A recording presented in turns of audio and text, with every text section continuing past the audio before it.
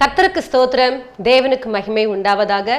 ஆண்டவரும் இரட்சகருமான இயேசு கிறிஸ்துவின் நாமத்தில் உங்கள் யாவருக்கும் என் அன்பின் வாழ்த்துக்களை தெரிவித்துக் கொள்கிறேன். இது தேவனின் வார்த்தை வெளிப்படும் நேரம்.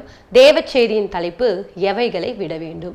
என் அன்பு சகோதரனே சகோதரியே, அப்போஸ்தலனாகிய பவுல் தீமோத்தேயுக்கு எழுதும்பொழுது சொல்றாரு, நீங்கள் எவைகளை விட வேண்டும் என்பதை குறித்து ஒரு சில காரியங்களை கற்றுக் கொடுக்கிறார். எடுத்து வாசிப்போம். 1 தீமோத்தேயுவின் புஸ்தகம் 6ஆம் அதிகாரம் 11ஆம் வசனத்தை வாசிக்கும் பொழுது, நீயோ தேவனுடைய மனுஷனே இவைகளை விட்டோடி. ஹல்லேலூயா. இங்க ரொம்ப அழகா முதல் வரியில சொல்றாரு, நீயோ தேவனுடைய மனுஷனே இவைகளை விட்டோடி. ஹல்லேலூயா. அப்ப எவைகளை நாம் விட வேண்டும்? இன்றைக்கு இந்த வார்த்தைகளை கேட்டுக்கொண்டிருக்கிற அன்பு தேவ பிள்ளைகளே, இன்றைக்கு நாம் என்ன காரியங்களை செய்து கொண்டிருக்கிறோம், எவைகளை நாம் விட வேண்டும் என்பதை குறித்தான் இன்றைக்கு நாம் பார்த்து கொள்ள போகிறோம். ஹல்லேலூயா. அதிலே 10ஆம் வசனத்தை வாசிக்கும் பொழுது, பண ஆசை எல்லா தீமைக்கும் வேறாய் இருக்கிறது. ஹல்லேலூயா. அது மாத்திரமல்ல, கீழே சொல்றாரு, சிலர் அதை இச்சித்து விசுவாசத்தை விட்டு வழுவி அநேக வேதனைகளாலே தங்களை உருவ குத்தி கொண்டிருக்கிறார்கள். இங்க பாருங்க, பண ஆசை எல்லா தீமைக்கும் என்ன பண்றான், வேறாய் காணப்படுகிறது. சிலர் என்ன பண்றாங்க, அதை இச்சித்து பலவித சோதனைகளால் என்ன பண்றாங்க, சிக்குண்டு இன்றைக்கு விசுவாசத்தை விட்டு வழுவி போய் கொண்டிருக்கிறாங்க. இன்றைக்கு பாருங்க, பணத்தின் மேல நிறைய பேருக்கு ஆசை. மேல் 5ஆம் வசனத்துல, கெட்ட சிந்தை உள்ளவர்களும் சத்தியம் இல்லாதவர்களும் தேவ பக்தியை ஆதாய தொழிலென்று எண்ணுகிறவர்களுமாய் இருக்கிற மனுஷர்களால் உண்டாகும் மாறுபாடான தர்க்கங்களும் பிறக்கும். இப்படிப்பட்டவர்களை நீ என்ன பண்ணுமா, விட்டு விலக வேண்டும். இந்த கெட்ட சிந்தனைகள் எதனால வருது? மாறுபாடான எண்ணங்கள் எதனால வருது? பண ஆசை தங்களுக்குள்ளாக வருகிறதுனால.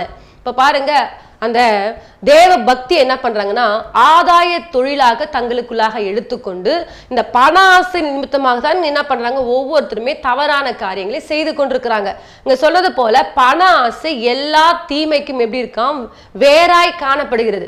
அந்த வேர் என்ன பண்ணுதுன்னு சொன்னா, இன்னைக்கு நிறைய கொலைகள், கொள்ளைகள், இன்றைக்கு பாருங்க பிரிவினைகள், இன்றைக்கு பேதங்கள், இதெல்லாம் வருவதற்கு காரணம் என்னன்னு சொன்னா, இந்த பண ஆசை தங்களுக்குள்ளாக இருப்பதனால கூட பிறந்த அண்ணன் பார்க்கறது இல்ல, கூட பிறந்த தம்பின்னு பார்க்கறது இல்ல, சொந்தங்கள் பார்க்கறது இல்ல, பந்தன் பார்க்கறது இல்ல, தாய் தகப்பன் பார்க்கறது இல்ல. இன்னைக்கு என்ன பண்றாங்க, அந்த பணத்தின் மேல ஒரு ஆசை இருப்பதினால அவர்கள் அநேக விதமான பாவங்களுக்குள்ளாக என்ன பண்றாங்க, கடந்து போய் கொண்டிருக்கிறாங்க. ஆகவே இந்த வார்த்தைகளை கேட்டுக்கொண்டிருக்கிற அன்பு தேவ பிள்ளைகளே, நாம் எவைகளை விட வேண்டுமாம், பண ஆசையை நாம் விட்டு, ஹல்லேலூயா, நாம் அந்த காரியங்களை, எந்தெந்த காரியங்களை இச்சித்து கொண்டிருக்கிறோமோ அந்த இச்சைகளுக்குள்ளிருந்து நாம் விடுதலையாக்கப்பட்டு நாம் விசுவாசத்தை விட்டு வழுவி போகாதபடிக்கு, இந்த பண ஆசை நமக்குள்ளாக இருக்கும் என்று சொன்னால் அந்த பண ஆசை நம்முடைய விசுவாசத்தை குலைத்து போடக்கூடியதாய் மாறும். ஆகவேதான் சொல்றாரு, போதும் என்கிற மனதுடனே கூடிய தேவ பக்தியே மிகுந்த ஆதாயம் என்று சொல்லி. அதிலே நீங்க 7ஆம் வசனத்தை வாசிக்கும் பொழுது, உலகத்திலே நாம் ஒன்றும் கொண்டு வந்ததில்லை, ஒன்றும் கொண்டு போக போறதில்லை. இன்னைக்கு நம்ம சேர்த்து வைக்கிற பொண்ணு, பொருள், ஆஸ்தி, அந்தஸ்து எல்லாமே ஒரு நாள் என்ன பண்ண போகுது, நம்மளை விட்டு போகுது. பாருங்க, நம்ம மறிச்சிட்டோம்னு சொன்னா ஒரு சின்ன பொருள் கூட நம்ம கூட வராது. நம்ம ஆசாசியாக எடுத்திருக்க நம்ம நகைகளோ இல்லை ஆடைகளோ இல்லை நம்ம விரும்பி இருக்கிற என்ன காரியங்கள் நம்ம நமக்காக சேர்த்து வைத்து கொண்டோமோ எந்த பொருளும் நம்ம கூட வரப்போறது இல்லைங்க.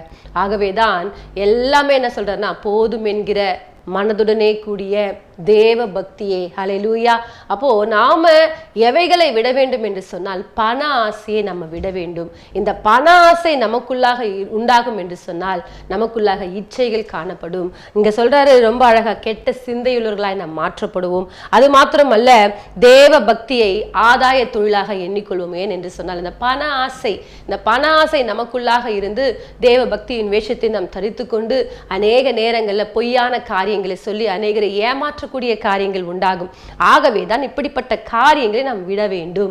இன்றைக்கு இந்த வார்த்தைகளை கேட்டுக்கொண்டிருக்கிற தேவ பிள்ளைகளே, நாம் எவைகளை விட வேண்டும் என்று சொன்னால், இப்படிப்பட்ட தேவனுக்கு பிரியமில்லாத இந்த பண ஆசையான காரியங்களை நாம் விட்டு விசுவாசத்தை நாம் என்ன பண்ணுமாம், வழுவி போகாதபடிக்கு அந்த விசுவாசத்தை நாம் இன்னும் வளர்த்து கொள்ளக்கூடியவர்களாக இருக்க வேண்டும். ஆகவே தான் பாருங்க, யூதாஸ் காரியோத்து தேவனோடு கூட தான் இருக்கிறாரு. தேவனோடு கூட இருந்து என்ன பண்றாரு, அவருடைய எல்லா காரியங்களையும் பார்த்து கொண்டு அன்பானவராக இருக்கிறாரு. ஆனால் 30 வெள்ளிக்காசுக்காக என்ன பண்றாரு, ஆண்டவரை காட்டி கொடுக்கிறார். இப்போ பாருங்க, ஆண்டவரை காட்டி கொடுக்குறாரு. அதுக்கப்புறம் ஃபீல் பண்றாரு, குற்றமில்லாத ரத்தத்தை நான் என்ன பண்ணிட்டேன், காட்டி கொடுத்துட்டேனேன்னு சொல்லிட்டு என்ன பண்றாரு, பணத்தை எடுத்துன்னு போயிட்டு தேவாலயத்தில் வீசி எறிகிறாங்க. அவன் வாங்க மாட்டேன்றாங்க. தேவாலயத்தில் வீசி எறிந்து என்ன பண்றாரு, நான்று கொண்டு செத்து போறார். அப்போ பாருங்க, தன்னுடைய வாழ்க்கையில ஒரு மிகப்பெரிய உன்னதமான ஒரு இடத்துல இருக்க வேண்டியவர் இன்றைக்கு நான்று கொண்டு செத்ததற்கு காரணம் என்ன தெரியுமா, அந்த பண ஆசை. இந்த பண ஆசை எல்லா தீமைக்கும் நமக்கு வேறாய் காணப்படுகிறது. இந்த பண ஆசை நமக்குள்ளாக இருந்தால் கெட்ட சிந்தை உண்டாகும், தேவையில்லாத காரியங்கள் நமக்குள்ளாக காணப்படும். யாரை அழிக்கலாம், யார் அழிச்சு இந்த காரியங்கள் நம்ம மேலே வரலாம் அப்படின்னு சொல்லிட்டு நிறைய நேரங்களில் நம்முடைய வாழ்க்கையில் இந்த பண ஆசை இப்படிப்பட்ட காரியங்களை உண்டாக்கக்கூடியதா இருக்கிறது. ஆகவே இப்படிப்பட்ட பண ஆசையை நாம் என்ன பண்ணுமாம், விடக்கூடியவர்களா இருக்க வேண்டும். அது மாத்திரமல்ல, சவுல் ராஜாவை கர்த்தர் என்ன பண்றாரு, ராஜாவாய் அபிஷேகம் பண்றாரு. முதல் ஒரு காரியத்தை கொடுக்குறாரு. என்ன சொன்னா, அமலேக்கு என்ன பண்ணும், நீ முற்றிலுமாய் அழித்து போடணும்னு சொல்றாரு, எல்லாவற்றையும் சுட்டெரித்து போடணும்னு சொல்றாரு.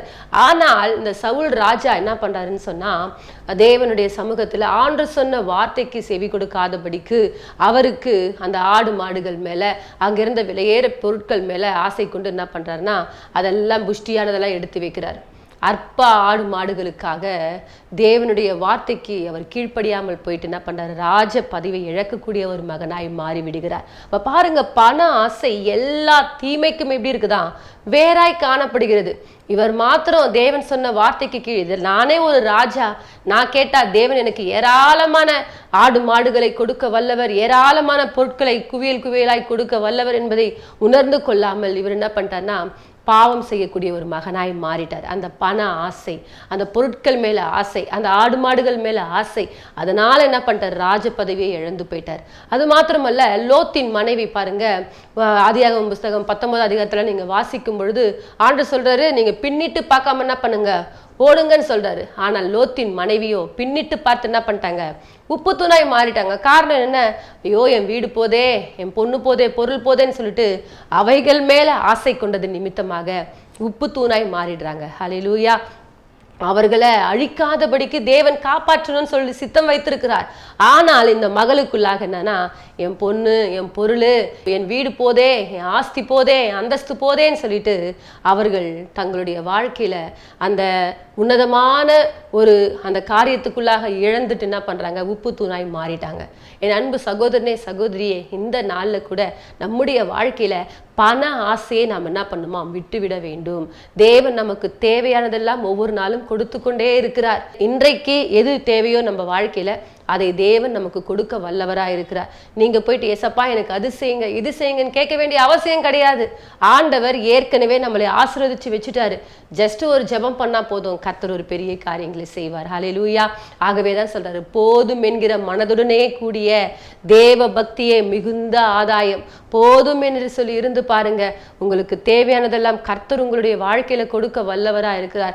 என் அன்பு தேவச்சனமே, உங்களுடைய வாழ்க்கையில கூட நீங்கள் பணத்தின் மேல ஒரு ஆசையுள்ளவர்களாய் காணப்படுறீங்களா? பணத்துக்காக தேவனை விட்டு தூர போய் கொண்டிருக்கிறீங்களா?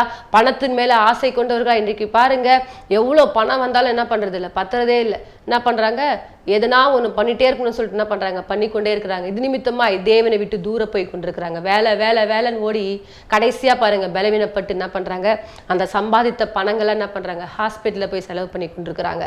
இன்றைக்கு கூட இந்த வார்த்தைகளை கேட்டுக்கொண்டிருக்கிற உங்களுடைய வாழ்க்கையில கூட பணத்திற்காக நீங்கள் தேவனை இழந்து கொண்டிருக்கிறீங்களா? இன்றைக்கு ஒரு நிமிஷம் யோசித்து பாருங்க. என் தேவன் எனக்கு எல்லாவற்றையும் கொடுக்க வல்லவராக இருக்கிறார். நான் அவருடைய சமூகத்தை தேடிக்கொண்டிருந்தால் முதலாவது தேவனுடைய ராஜ்யத்தையும் அவருடைய நீதியையும் தேடுங்கள், அப்பொழுது இவைகள் எல்லாம் உங்களுக்கு என்ன பண்ணுமாம், கூட கொடுக்கப்பட சொல்லப்பட்டிருக்கு. அப்ப பாருங்க, தேவனுடைய ராஜ்யத்தையும் அவருடைய நீதியும் நீங்கள் தேடும் பொழுது இவை எல்லாம் உங்களுக்கு கூட கொடுக்கப்படுமாம். ஆகவேதான் 1 தீமோத்தேயு 6:11 அழகா சொல்றாரு, நீயோ தேவனுடைய மனுஷனே இவைகளை விட்டோடி நீதியையும் தேவ பக்தியையும் விசுவாசத்தையும் அன்பையும் பொறுமையையும் சாந்த குணத்தையும் அடையும்படி நாடு. ஹல்லேலூயா. இவைகள் எல்லாவற்றையும் விட்டு ஓடி, அதாவது பண ஆசை நம்ம விட்டு ஓடி நாம நீதியையும் அன்பையும், அது மாத்திரமல்ல சொல்றாரு, விசுவாசத்தையும் பொறுமையையும் சாந்தத்தையும் அடையும்படி நாட வேண்டும். ஹல்லேலூயா. பாருங்க, தேவ சமூகத்துல நாம நீதியை கடைபிடிக்கக்கூடியவர்களாய், அன்பை கடைபிடிக்கக்கூடியவர்களாய், விசுவாசத்தை கடைபிடிக்கக்கூடியவர்களாய், பொறுமையை கடைபிடிக்கக்கூடியவர்களாய் நாம் மாற வேண்டும். இவைகளை நாம் நாடும் பொழுது தேவன் நம்முடைய வாழ்க்கையில பெரிய காரியங்களை செய்ய வல்லவராய் இருக்கிறார். இன்றைக்கு அதெல்லாம் நம்ம மறந்துடுறோம். எதெல்லாம் தேவை இல்லையோ அதையெல்லாம் நம்ம பற்றி கொண்டு, இதெல்லாம் தேவனுக்கு பிரியமில்லாது, இதெல்லாம் என்ன பண்ணுவாரு, முதலாவது அவரை தேடினா போதும், ஆட்டோமேட்டிக்கா எல்லாம் வரக்கூடியது. அப்ப பாருங்க, அதை விட்டுட்டு நாம என்ன பண்றோம், தேவையில்லாதெல்லாம் பிடிச்சு கொள்றோம். அப்போ இதெல்லாம் நம்ம என்ன பண்ணா, தேவையில்லாததெல்லாம் விட்டுட்டு தேவையானது நம்ம என்ன பண்ணுமா, பற்றி கொள்ள வேண்டும். ஹல்லேலூயா. நீங்கள் நீதியையும் அன்பையும் பொறுமையையும் விசுவாசத்தையும் நீங்கள் அடையும்படிக்கு நாட வேண்டும். ஹல்லேலூயா. அது மாத்திரமல்ல, அதிலே 12ஆம் வசனத்தை வாசிக்கும் பொழுது, விசுவாசத்தில் நல்ல போராட்டத்தை போராடு, நித்திய ஜீவனை பற்றிக்கொள், அதற்காகவே நீ என்ன பண்ணிருக்க, அழைக்கப்பட்டிருக்கிறாய். ஹல்லேலூயா. இப்ப பாருங்க, நீங்க எதை நீங்கள் பிடித்து கொள்ள வேண்டுமாம், விசுவாசத்தை பிடித்து கொள்ள வேண்டும். விசுவாசத்துல ஒரு நல்ல போராட்டத்தை நீங்கள் போராட வேண்டும். இன்றைக்கு பணத்துக்காக ஓடுறத கூட்டமாய் நம்ம இருக்கக்கூடாது. பணத்தின் மேல ஆசையுள்ளவர்களா இருக்கக்கூடாது. அந்த பண ஆசையை நம்ம வெறுத்து போதும் என்கிற மனதுடனே கூடிய அந்த தேவ பக்தியை உறுதியாய் பிடித்து கொண்டு விசுவாசத்துல நம்ம என்ன பண்ணுமாம், நல்ல போராட்டத்தை போராடக்கூடியவர்களா இருக்க வேண்டும். அன்பை நாட வேண்டும், பொறுமையை நாட வேண்டும், நம்பிக்கையை நாட வேண்டும். இப்படிப்பட்ட காரியங்கள் நமக்குள்ளாக காணப்பட வேண்டும். ஆகவேதான் சொல்றாரு, நீ அதற்கென்றே அழைக்கப்பட்டாய், அநேக சாட்சிகளுக்கு முன்பாக நல்ல அறிக்கை பண்ணுகிறவனுமாய் இருக்கிறாய். ஹல்லேலூயா. இந்த வார்த்தைகளை கேட்டுக்கொண்டிருக்கிற தேவ பிள்ளைகளே, விசுவாசத்துல ஒரு நல்ல போராட்டத்தை போராடக்கூடியவர்களாய் மாறுங்கள். நீங்கள் விசுவாசத்தை எவ்வளவு நீங்கள் பிடித்துக் கொள்றீங்களோ அந்த விசுவாசம் தான் உங்களை மேன்மைப்படுத்தக்கூடியது.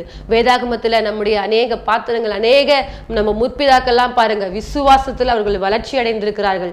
ஆபிரகாம் ஒன்றுமில்லாதவராய் அழைக்கப்பட்டாரு. அவர் பாருங்க, அழைக்கப்படும் பொழுது ஒன்றுமே இல்லதான், ஆனால் ஆபிரகாம் தேவனை விசுவாசித்தார். விசுவாசத்துல நல்ல போராட்டத்தை ஆண்டவரே, நான் எப்படிப்பா என் வீட்டை விட்டுட்டு, என் பிள்ளைகளை, என்னுடைய காரியங்கள் எல்லாத்தையும் விட்டு நான் எப்படி வர முடியும்னு சொல்லிட்டு அப்படி கேள்வி கேட்டுக்கொண்டு இல்ல, ஆண்டவர் சொன்னாரா, கீழ்ப்படிந்து வந்தாரு.